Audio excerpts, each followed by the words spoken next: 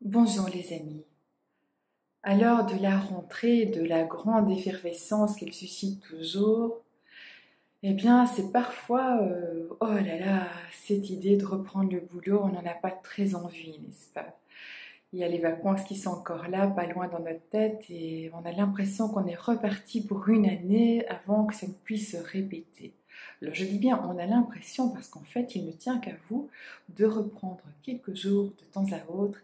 Et vraiment une bonne idée, c'est d'en reprendre ici courant septembre ou octobre, ne serait-ce qu'un long week-end, parce que du coup ça recharge quand même les batteries et puis ça met du baume au cœur.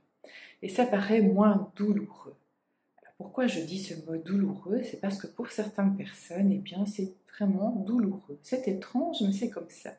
Il y a des gens qui sont contents de leur emploi, de leur travail, et puis il y en a qui ont comme une boule dans le ventre à l'idée de devoir y retourner. Aujourd'hui, je vais donc vous parler des 3 niveaux de satisfaction au niveau du travail. Il y a 3 types de travail.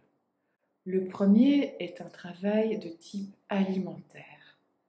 C'est pas vraiment un choix, c'est presque quelque chose qui s'est trouvé là, un hasard de la vie, une rencontre, une opportunité, quelqu'un qui vous a dit oh, ben, va là-bas, il y a du boulot. Et donc on fait ce travail dans l'idée de payer ses factures et de survivre. Alors malgré tout, on peut prendre du recul par rapport à cela. C'est-à-dire que ce serait vraiment dommage et même très moche de se dire que parce que je n'ai pas de diplôme, parce que j'ai tel âge ou tel handicap, ou quelles que soient les circonstances qui font que, eh bien, moi je suis condamnée à avoir ce type de boulot, je ne mérite pas autre chose, ou je ne peux pas trouver autre chose, c'est impossible. D'abord, impossible, c'est pas un mot qui fait partie de mon vocabulaire, et j'espère que du vôtre non plus. Et le choix, ben oui, parfois on est obligé pendant une certaine période, mais on peut quand même en même temps chercher s'il n'y a pas mieux ailleurs. En attendant, pendant qu'on fait ce boulot de type alimentaire qui ne vous plaît pas vraiment, la manière de changer son regard, c'est de voir quand même ce que cet emploi vous permet d'obtenir.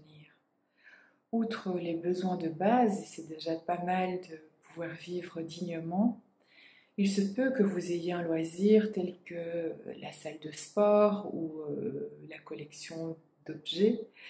Et le fait de gagner de l'argent et de pouvoir de temps en temps investir un peu dans ce loisir qui vous tient à cœur, ben, c'est aussi une joie.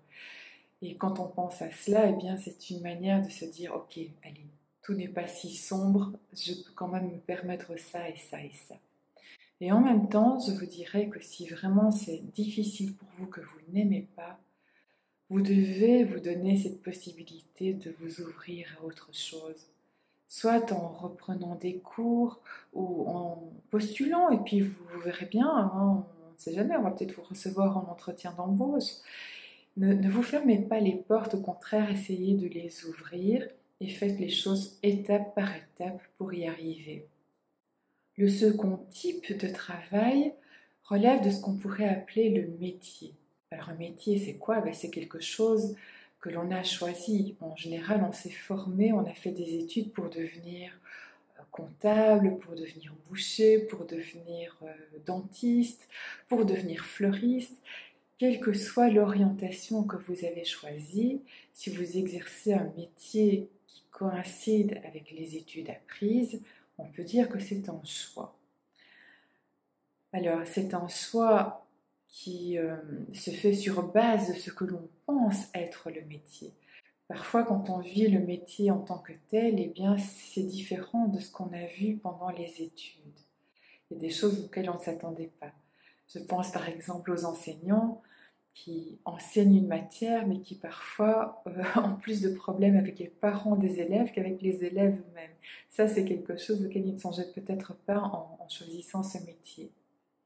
Alors, ce métier, il peut changer en cours d'existence. Parfois, on a étudié pour un certain domaine, et puis X années plus tard, on reprend des cours du soir, on étudie autre chose, et on se lance dans une nouvelle aventure.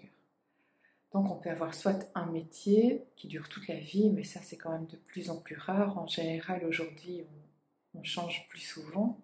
Un métier on l'aime bien, mais si on vous disait demain que vous avez gagné à l'euro million, la plupart des gens diraient bon bah là moi on ne me revoit plus demain, je ne reviens plus au bureau, je ne remets plus les pieds ici, je vais faire autre chose de ma vie. Donc on aime bien ce qu'on fait, mais si on avait une autre possibilité, eh bien sans hésiter, c'est ce qu'on ferait. Et puis le troisième type de travail, c'est celui qui relève de la vocation. Vocation, ça rime avec passion. Et là, si vous gagnez l'euro million, eh bien malgré tout, vous continueriez à faire ce que vous faites tellement vous aimez ça. Donc c'est un métier passion. Et pour celui-là, la satisfaction est vraiment au rendez-vous. Mais ce qui est sûr, c'est que rien n'est un point final. Comme je vous le disais, si vous avez un travail alimentaire, vous pouvez toujours vous mettre à suivre des cours pour essayer de trouver autre chose par la suite.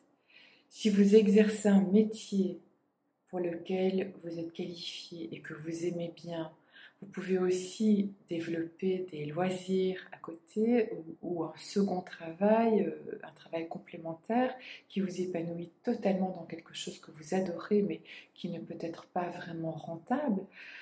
Mais bon, le fait de l'exercer est une joie pour vous. Et si vous êtes dans la vocation, dans la passion, eh bien, que vous souhaitez de mieux, n'est-ce pas?